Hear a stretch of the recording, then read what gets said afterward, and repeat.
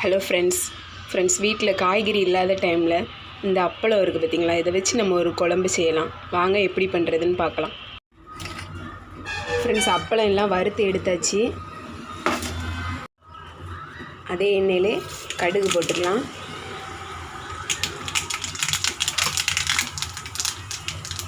கடுகு நல்லா பொரிஞ்சிட்டு சின்ன வெங்காயம் போட்டுக்கலாம்.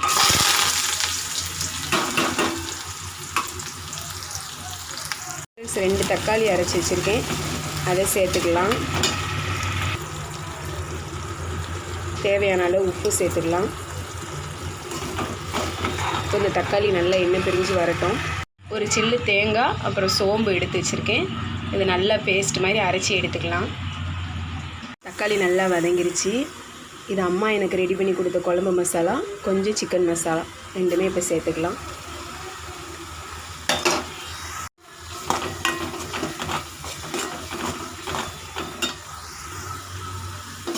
நல்லா எண்ணெய் பிரிஞ்சு வந்துட்டு இப்போ நம்ம அரைச்சி வச்சுருக்க தேங்காய் பேஸ்ட்டு சேர்த்துக்கலாம்.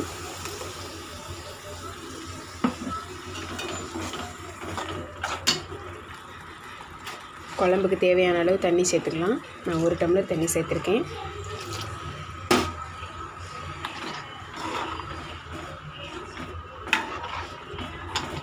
இந்த மசாலா எல்லாம் ஒன்று சேர்ந்து நல்லா கொதித்து வரட்டும்.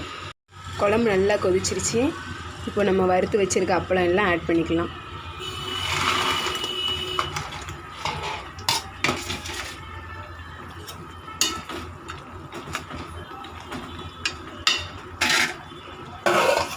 அப்படியே மூடி போட்டு 5 மினிட்ஸ் வச்சிடலாம்.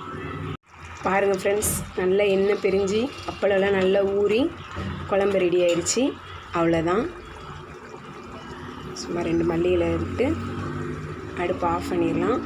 குழம்பு ரெடி ஆயிடுச்சு. அப்பள குழம்பு ஒரு அடுப்பில் சாதம் ரெடி ஆகிட்டுருக்கு. வாங்க ஃப்ரெண்ட்ஸ் சாப்பிட்லாம். அப்பள குழம்பு ரெடி ஆயிடுச்சு ஃப்ரெண்ட்ஸ். நீங்களும் காய்கறி இல்லாத டைமில் ட்ரை பண்ணி பாருங்கள். பிடிச்சிருந்தால் லைக் பண்ணுங்கள், ஷேர் பண்ணுங்கள், சப்ஸ்கிரைப் பண்ணுங்கள். Thank you friends.